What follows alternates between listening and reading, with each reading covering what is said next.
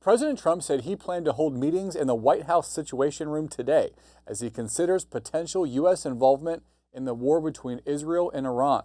The key question is whether Trump will join the fight on Israel's behalf by providing the weaponry and aircraft needed to destroy an Iranian nuclear facility that's buried under a mountain. The decision could have massive implications for the future of the Middle East and politics in the U.S. Joining us to break it down, Brett Samuels, White House reporter here at The Hill. Hey, Brett, so what's the latest from the president? Do we know what he's been up to this morning? Yeah, Drew, President Trump returned a day early from the Group of Seven summit, which was being held in Canada, flew back overnight, got back very early Tuesday morning at the White House. And as far as we know, he's been in the Situation Room. He said he'd be meeting in the Situation Room with top officials upon his return. As far as we know, he's having those meetings with folks like Vice President Vance, Secretary of State Marco Rubio, and other top officials. So certainly they're kind of monitoring the situation and potentially discussing next steps for whether and how the U.S. might get involved. Let's break down the crux of this issue. Iran has this nuclear facility called Fordo. It's buried under a mountain about 60 miles southwest of Tehran. Only the U.S. has the weaponry thought to be able to take it out.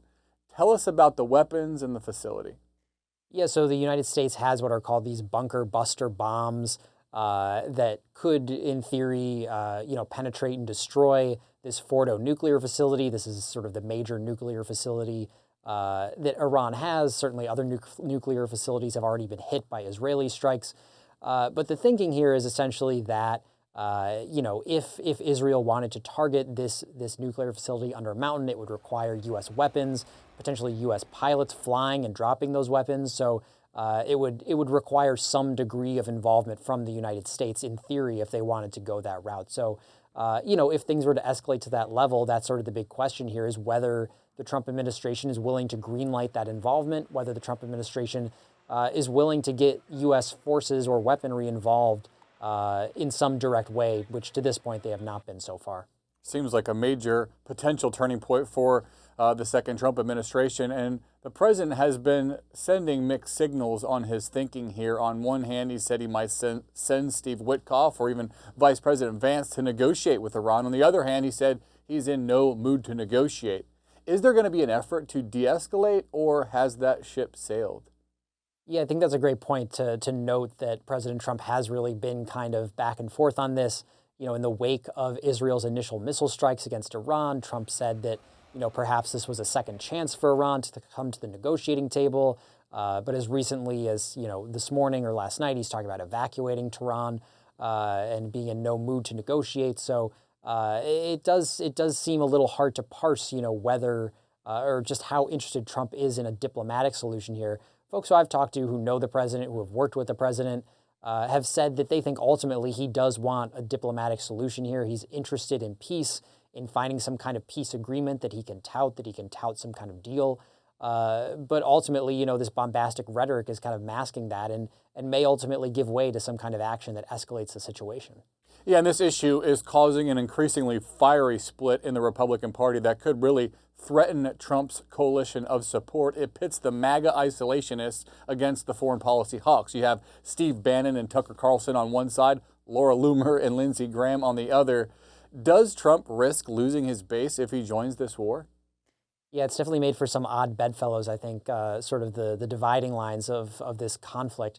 I'm always skeptical that there will be something Trump does that truly costs him support among his base. We've seen time and again, issues where he sort of defied the orthodoxy, and we've asked whether, this will be the issue that loses him his support, but certainly he's always retained support of his base. So, I'm skeptical that will change in this case as well. But at the same time, it is sort of, I think, exposing these fault lines that you do have Trump supporters who are truly anti-engagement when it comes to foreign policy. They don't want any involvement of any kind in foreign wars. They think that would be a violation of a campaign promise that Trump has repeatedly made. And on the other hand, you have folks like Lindsey Graham, like Mark Levin from Fox News, who are saying that this protects U.S. interests to more aggressively target Iran. So, both sides certainly in the president's ear, and we'll all be waiting to see which one wins out. This debate is also putting some dysfunction in the Trump White House on display. In March, Director of National Intelligence Tulsi Gabbard said Iran was not building a nuclear weapon, which has been Israel's justification for launching these attacks. Trump said today of Gabbard, "I don't care what she said, I think they were very close to having one." Okay, seems like a pretty important issue where the administration would want to speak with one voice. Yeah, and I think, it's worth noting at this point, amid all this tension, that Trump still doesn't have a national security advisor appointed after Mike Waltz departed, after some controversy there involving a signal chat. Who's nominated to lead the United Nations to serve as the ambassador there. So no dedicated national security advisor at the moment for the Trump administration. Obviously, a bit of miscommunication there over Tulsi Gabbard and the president over who's winning out there. So ultimately, as White House officials like to say, the president speaks for himself, and they aren't going to try and speak for the president. And I think we'll see folks be particularly cautious while we wait to see what Trump's next moves are here.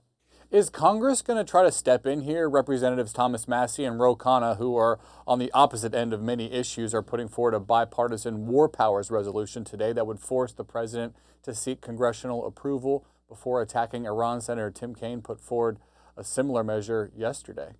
Yeah, certainly Congress, we've seen sort of this groundswell of support from folks in both parties who would like to see Congress sort of assert itself and require President Trump to get congressional approval before taking any military action against Iran. Ultimately, especially with Republicans controlling both the House and the Senate, I would be surprised if we see that actually get through in a meaningful way. I think too many Republicans are deferential to the president, and certainly Congress over the years has become more deferential to the White House and to the president over what is best when it comes to military action and protecting U.S. assets. So, certainly we may see some bipartisan support for that, but would not expect it to be enough to actually get through Congress. Some big decisions coming up for the Trump administration that could have a major impact, not just in the Middle East, but back here on domestic politics. We will continue to follow. But for now, we'll leave it at that. Brett Samuels, thanks so much. Thanks, Drew.